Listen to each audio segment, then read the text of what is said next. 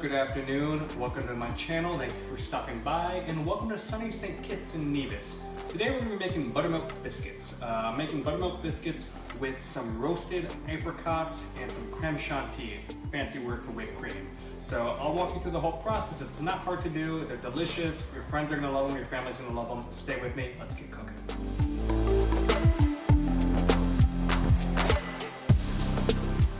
Good afternoon. We're making the buttermilk biscuits. So begin by getting all of your ingredients organized in one tray. It'll just be faster that way. So we've got flour, butter, baking powder, baking soda, homemade buttermilk that's diluted yogurt with some milk. You can do the same thing with sour cream or creme fraiche. You really just need a cultured product.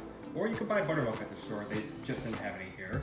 I've got some sugar. And then I've got some apricots. I'm going to roast them and make them a garnish for the biscuits with some creme chantilly or whipped cream. So first thing we're going to do is cut our butter and keep it cold.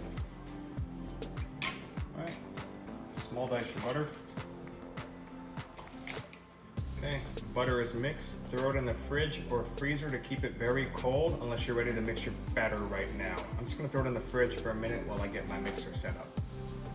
So our mixer is set up, pretty straightforward. I'm using a KitchenAid. You don't need a mixer to do this, by the way. You can do it in a bowl with just a fork and a knife and kind of cut the flour into the butter. Even better than a mixer is a food processor. It will quickly do this for you. The key is you don't want to overwork it, and you want your butter to stay cold when it's mixed. Other dry ingredients: baking soda, baking powder, salt, 1 teaspoon. Some sugar. I'll give that a little mix, just low speed, just to kind of bring it together, to get everything evenly incorporated. Okay, cold butter, the one we just diced up, throw it all in there, put a cover on in case the flour goes anywhere. And same thing, just low speed, just bringing it together. So we'll stop it right now. Been mixing for what, 10 seconds?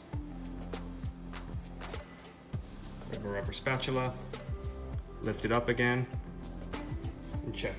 Sometimes stuff in the kind of the middle part, bottom, doesn't get really evenly incorporated. And we'll give it a quick buzz for like another 10 seconds or so. I'm gonna remove the cover so you can see it more. Hopefully we don't get flour everywhere. So stirring. Buttermilk. That's it. So you can see it's not homogeneous or anything like that. I'm going to transfer it to a bowl right now, take it out, kind of briefly shape it together, and I'm going to let it rest for like 20-30 minutes just to kind of chill out, relax the gluten so you're guaranteed to not have a tough biscuit, and then we'll roll it out and cut it.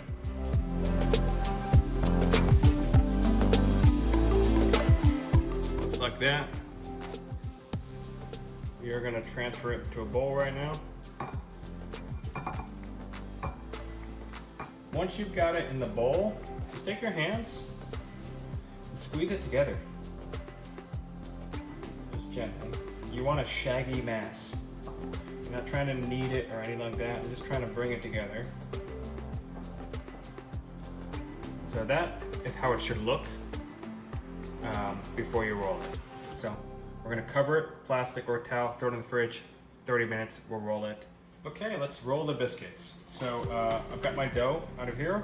I've also heated my oven to 425 degrees Fahrenheit. So I encourage you to do that as well. So the moment you're done rolling these out, you can bake them. So let's get some flour on our cutting board.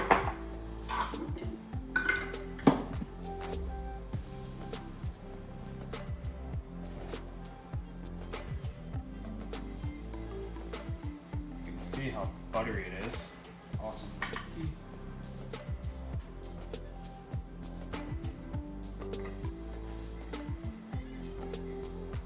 That's it. So don't roll it any thinner than that. I would say that's about 1/4 inch. Cool. Now to cutting them. If you have a ring cutter, fantastic. Use that. I don't, so you gotta get resourceful, get creative. So pick a cup, dip it in some flour, and try to Do that, get too much flour on top of it, and cut yourself a circle.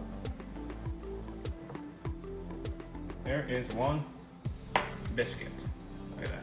Gentle, nice, beautiful. Put it down on some wax paper. Let's do another one. Got 6 nice biscuits.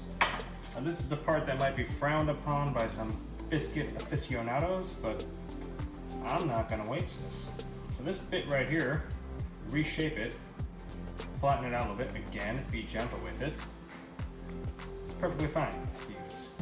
It might be a little bit less tender than those ones. If you want, you can take a Sharpie and draw a line down your thing to separate the first batch / the second batch, but I'm telling you, don't throw it out.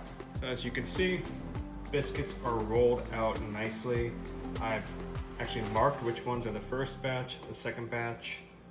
I'm gonna put an egg wash on them. So literally just a cracked egg, a splash of water, brush. And this will give a nice color on top of the biscuits.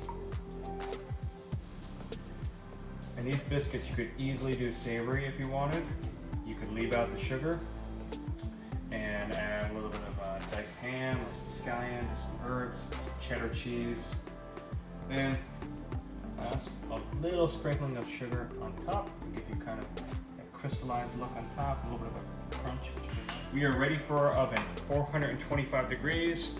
We will check it after about 10 minutes, give it a rotation, and you're looking for them to be golden and nice all over. The biscuits just came out of the oven. You can see that's the first batch, the second batch. Remember the ones that we re-rolled? But they look gorgeous. That was 15 minutes at 425 degrees. Still a little bit hot, but I just want to show you. The color is really nice. The bottom, they're really flaky. We're gonna fill them in a second once they cool down.